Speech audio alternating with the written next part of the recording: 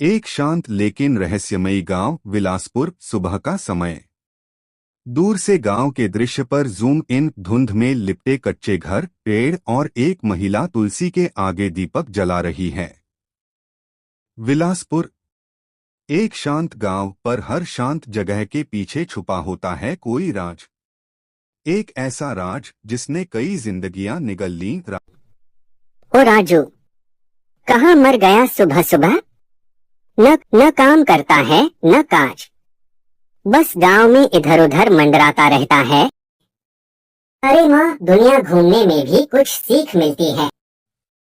सीख नहीं, बस नालायकी पनपती है। तुझसे कोई काम धंधा होता नहीं। शादी की बात करता है, पहले कमा तो ले।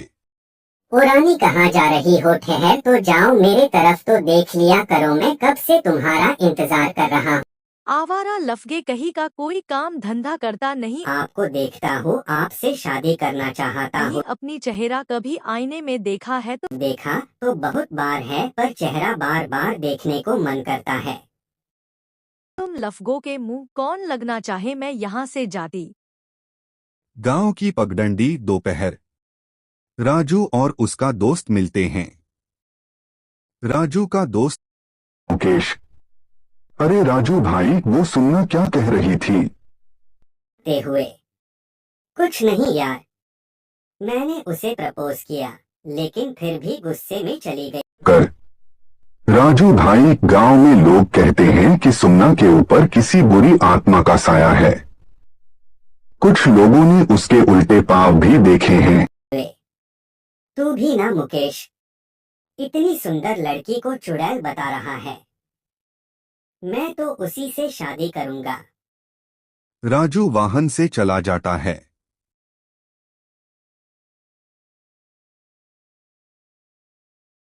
सुमना, मैं तुमसे सचमुच बहुत प्यार करता हूँ। मेन इस मंदिर में इस भगवान को साक्षी मानकर मैं तुमसे शादी करना चाहता हूँ। राजू तुमको बहुत खुश रखूंगा। राजू बहुत अच्छा LDKA है। राजू दूसरों की हमेशा मदद करता है।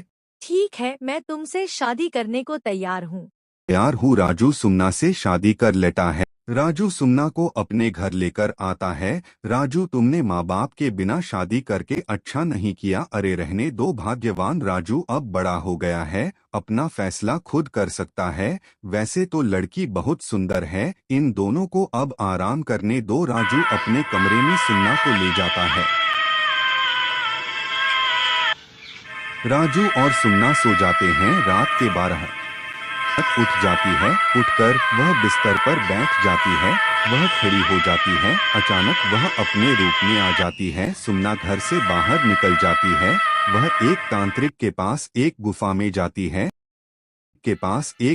जाती है। सुमना, तुम आ गई। तुम बहुत दिनों के बाद आई हो। हाँ, मैं बहुत दिनों के बाद आई हूँ। जिससे मेरी शादी हुआ है उसी को मारकर अपने लक्ष्य में कामयाब हो जाऊंगी। अभी मैं जा रही हूँ, क्योंकि मेरा रूप अब बदलने वाला है। कोई मुझे इस तरह देख न ले, वरना हम कामयाब नहीं हो पाएंगे। राजू का दोस्त मुकेश उसकी गुफा के अंदर जाते हुए देख लेता है। वे चुपके से सुमना के सभी बातों को सुन लेता है और ओ राजू जल्दी उठो।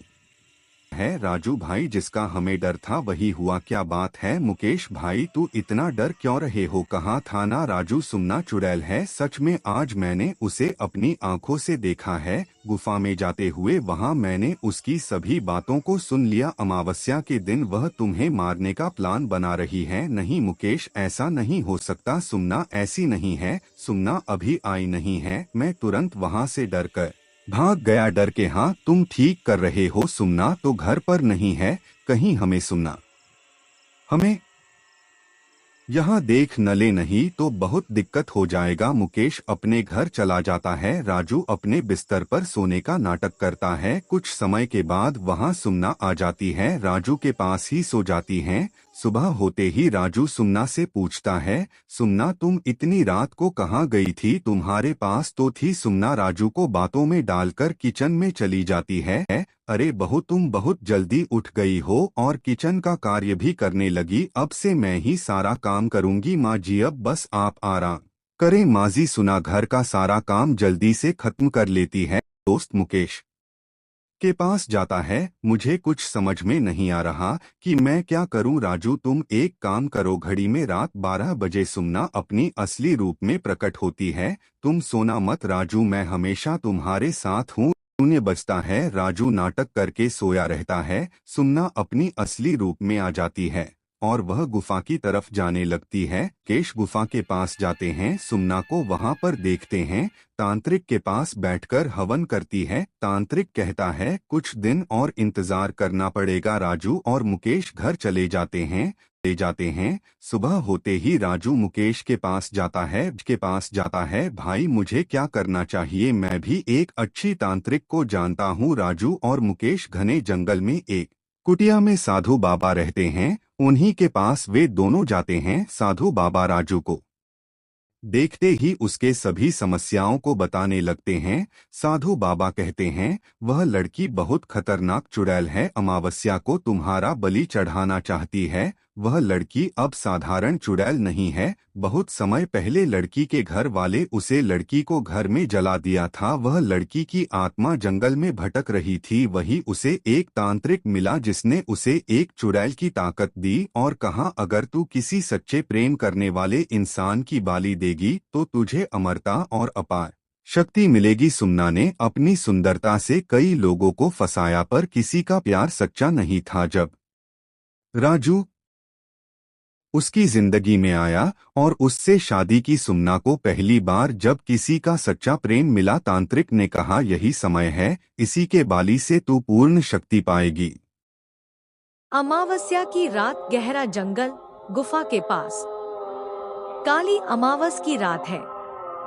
चारों ओर घना अंधेरा है। पेड़ों की सरसराहट और उल्लुओं की आवाज वातावरण को डरावना बना रही है।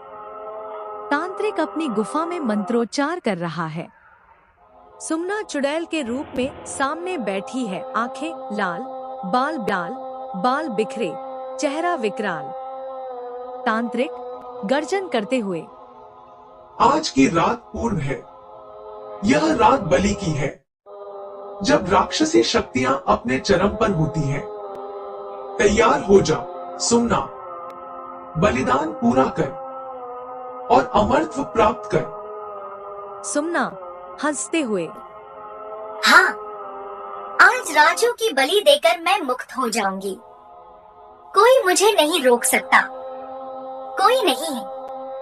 तभी झाड़ियों के पीछे से राजू और मुकेश साधु बाबा के साथ प्रकट होते हैं। साधु बाबा के हाथ में चमकती हुई त्रिशूल और रक्षा मंत्रों से भरी माला होती है। साधु बाबा ऊंचे स्वर में मंत्र पढ़ते हुए, हेरी काली कपालिनी स्वाहा, तू पिशाचिनी, दानवी, मायावी शक्ति है, लेकिन तेरी चाल अब खत्म होती है।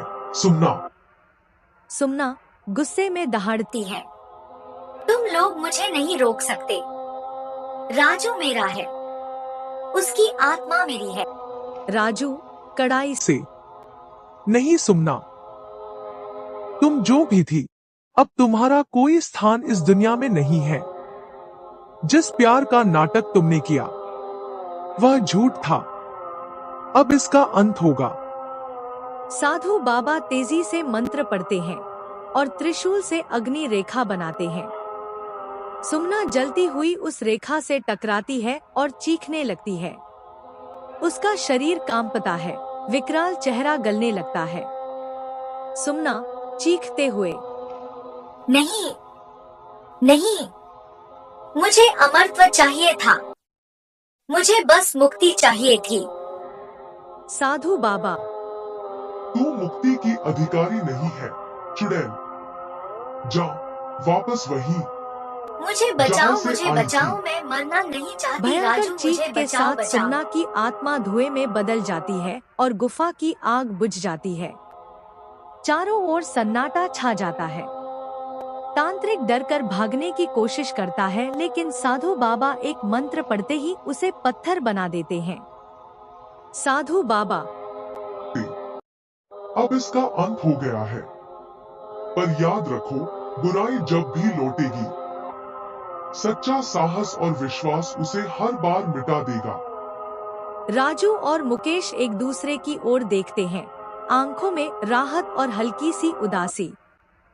राजू धीरे, जिसे मैंने चाहा वो कभी थी ही नहीं।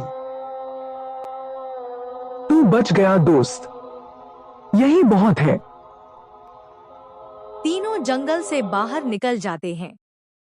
आसमान में चंद्रमा की हल्की रोशनी निकल आती है, मानो अब अंधेरा टूट चुका हो।